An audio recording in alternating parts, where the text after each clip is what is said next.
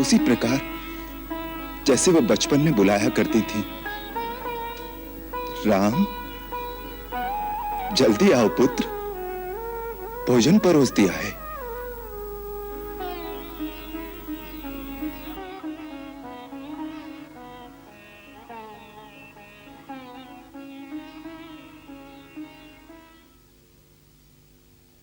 कभी कभी ऐसा लगता है जैसे कि मां अपने महल के झरोखे में खड़ी मेरा रास्ता देख रही हैं। धीरज रखो मां, हाँ धीरज रखो। अब थोड़ा ही समय रह गया है मेरे लौट कर आने में। मैं आ रहा हूं मां, मैं आ रहा हूं मां, मैं आ रहा हूं, मैं आ रहा हूं मां, मैं आ रहा हूं मां, मैं आ रहा हूं।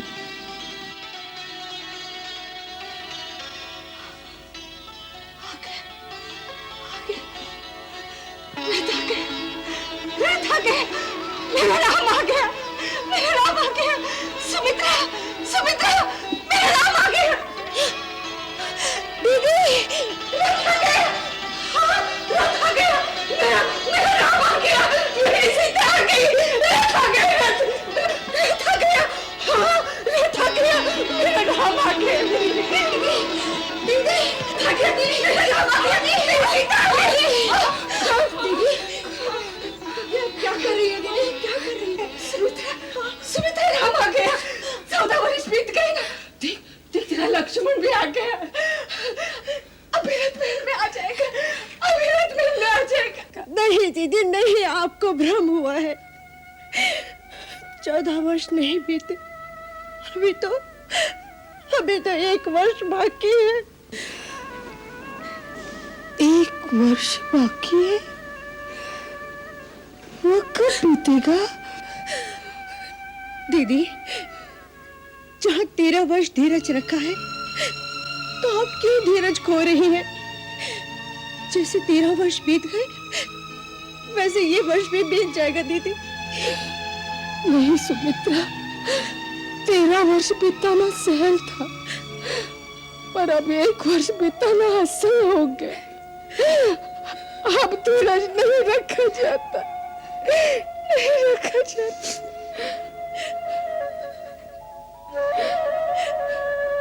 सुमित्रा, हाँ दीदी, यदि काल की गति रुक गई और ये वर्ष न बीता तो क्या करूंगी? नहीं दीदी नहीं, ये वर्ष भी बीत जाएगा दीदी, अवश्य बीत जाएगा, बीत जाएगा। हाँ दीदी, अवश्य बीत जाएगा। चलो दीदी, अंदर चलो, अंदर चलिए। चल। सुमित्रा, जी दीदी। इस समय राम कहाँ होगा? वो भी यहाँ आने की तैयारी कर रहा होगा ना? हाँ दीदी, वो आने के लिए दिन गिन रहे होंगे। वो हमें याद कर रहे होंगे, हम सबको याद कर रहे होंगे।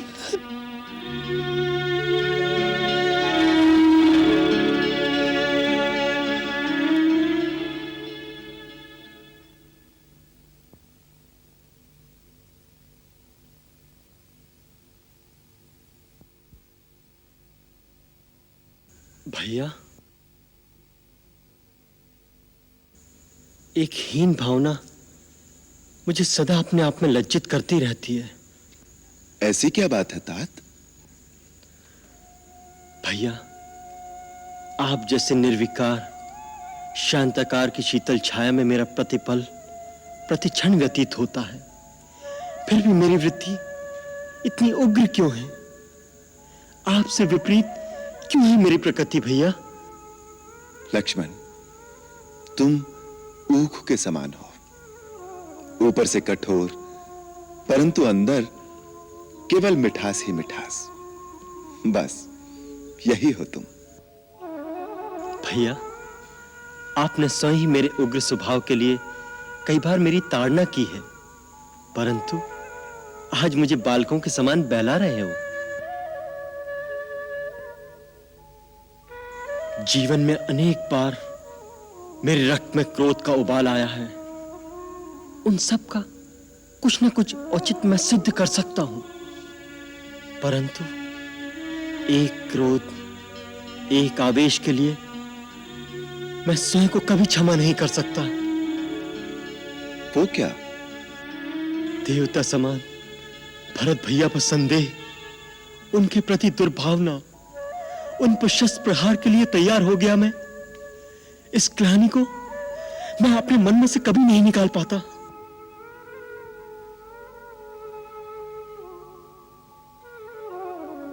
भूल चूक, भ्रांत भावना में भटक जाना मानव मात्र का प्राकृतिक स्वभाव है लक्ष्मण। भैया, पर आपसे कभी कोई भूल क्यों नहीं होती? तुम्हारी यह भावना अपने राम भैया के प्रति असीम श्रद्धा मात्र है। उसी के आवेश में उस समय भी तुम्हारे मन में भरत के प्रति संदेह उत्पन्न हो गया था। लक्ष्मण, वास्तव में तुम भावना प्रधान हो। तो क्या भावुक होना बुरी बात है भैया? नहीं, भावुक होना तो अति सुंदर बात है। भावना विहीन मनुष्य एक हिंसक पशु के समान होता है, परंतु जब भावना पर ज्ञान का अंकुश न रहे तो भावना के आवेश में कई बार भूल हो सकती है। परंतु जो आपकी भांति ज्ञानी ना हो, वो अपनी भूल का प्रायश्चित कैसे करे, अपनी भूल कैसे सुधारे? पश्चाताप से। तुम्हारे मन में जो पश्चाताप की भावना है, उसी से प्रायश्चित हो गया समझो। परंतु भरत भैया ने भी मुझे मन से क्षमा किया होगा कि नहीं? क्षमा का प्रश्न तो तब उठता है जब उसने तुम्हें अपराधी माना हो। भरत को तुमने अभी तक पूरी तरह पहचाना नहीं लक्ष्मण। भरत भैया के गुण तो अनंत हैं भैया। उन्हें वही पहचान सकता है जो सागर की लहरें गिन सकता हो। सागर की लहरों से अनंत है भूख की लहरें तेवर जी। अगर वन से लकड़ियां काट के नहीं लाओगे तो तुम्हारी सीता भाभी रसोई कैसे बनाएगी? भूल हो गई भाभी, आप रसोई में चलिए, मैं अभी लकड़ी लेकर आता हूँ।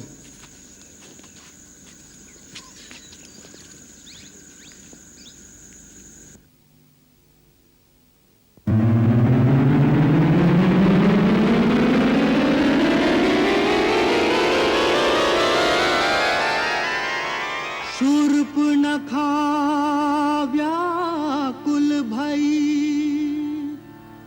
खो बैठी चित चैन। राम रूप को देख के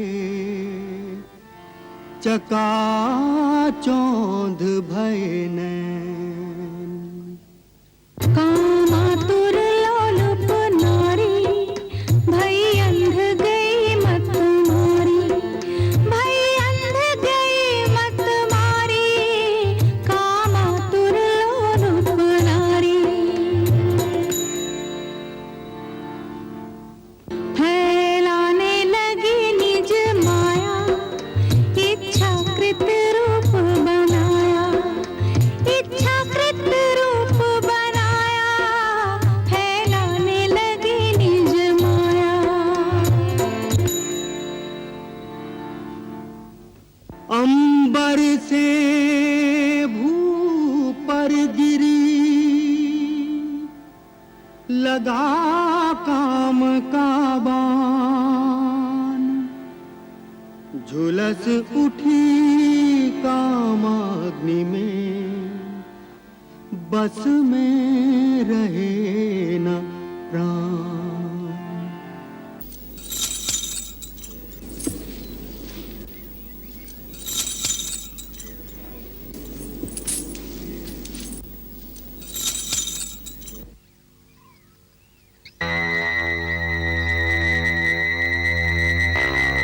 नमस्कार देवी, आपका परिचय?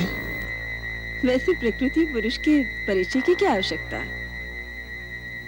तुम पृथ्वी की परम तेजस्वी सुंदर पुरुष हो और मैं त्रिलोक सुंदरी नारी।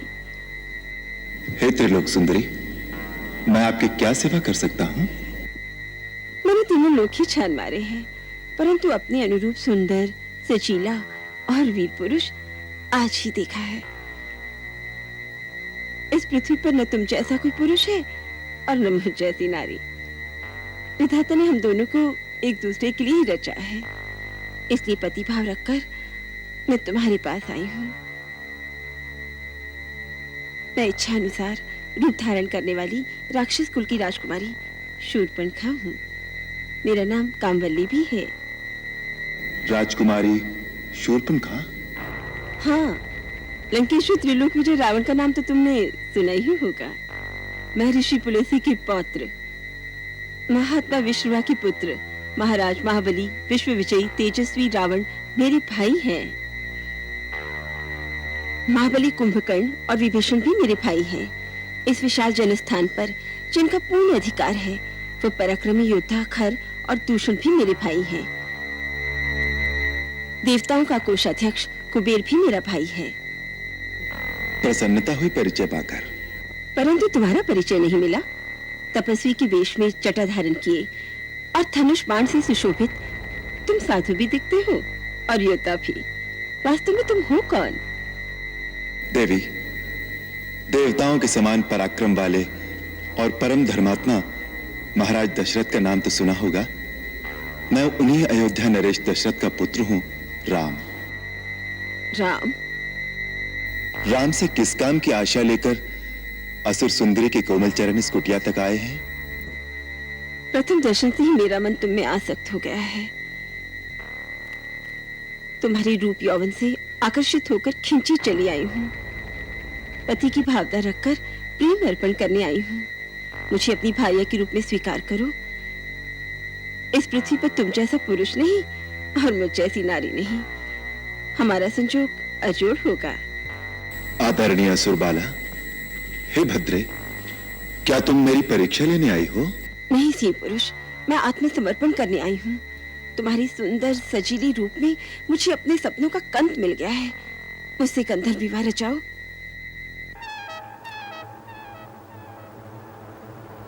मैं विवाहित हूं। ये मेरी परिणीता धर्मपत्नी सीता है।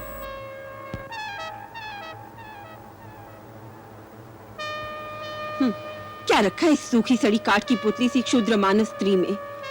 इसे तो मैं भी खा जाऊंगी। उसके बाद तुम दंडक वन के राजा बनना और मैं तुम्हारी प्राण प्यारी रानी। हाँ, यदि तुम्हें इस पर दया आती हो तो ये भी पड़ी रहेगी हमारी दासी बनकर। हमारे वन प्रदेश में एक नहीं अनेक विवाह रचा सकते हैं। किंतु मैं एक पत्नी व्रत ले चुका हूं, और फिर तुम जैसी स्त्री सौत का साथ कैसे सहन करेगी?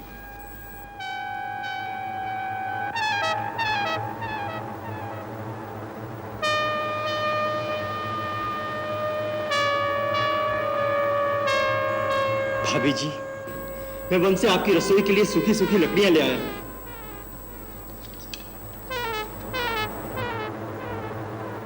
ये कौन है तुम्हारी ही जैसा सुंदर और सजीला? ये मेरा छोटा भाई लक्ष्मण है। अकेला है? हाँ, वन में तो अकेला ही है। तो ठीक है, मैं इसके सन्मुख विवाह का प्रस्ताव रखूंगी। तुम स्वच्छंद विचरण करने वाली नारी ठहरी, तुम्हें मनमानी करने से कौन रोक सकता है? प्रयत्न करके देखो।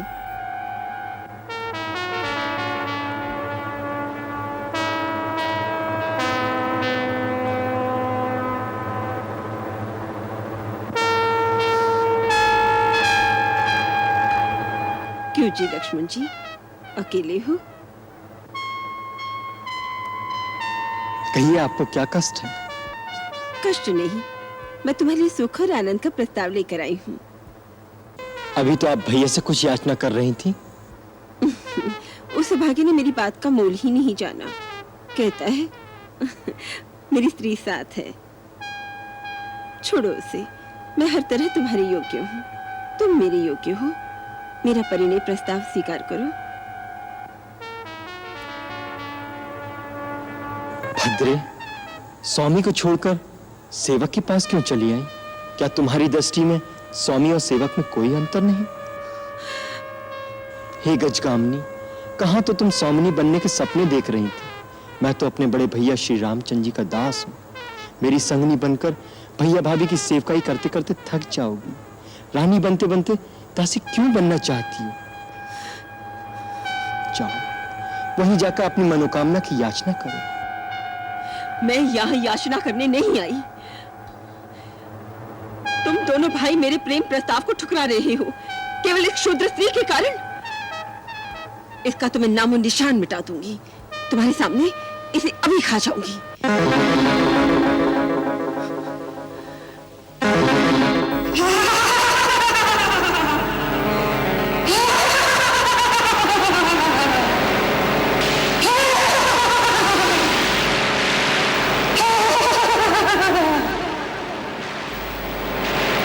लक्ष्मण, इस कमल ककड़ी को चबाकर खा जाऊंगी। तब तक तुम मेरे साथ विवाह करोगे?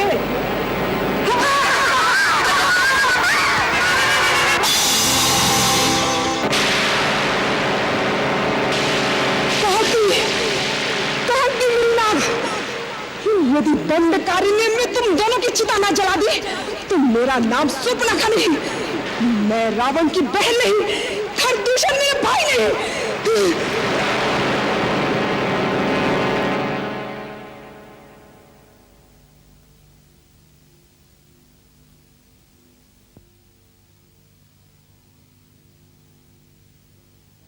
बेचारी अबला।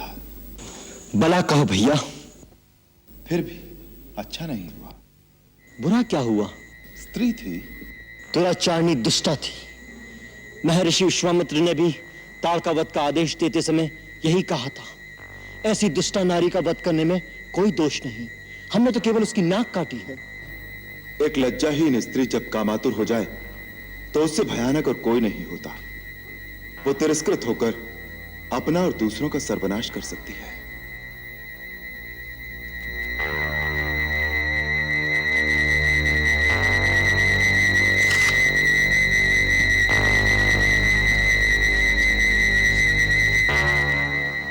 शूर्पणखा इसका बदला लेने अवश्य आएगी। हमें सचेत रहना चाहिए। हाँ भैया।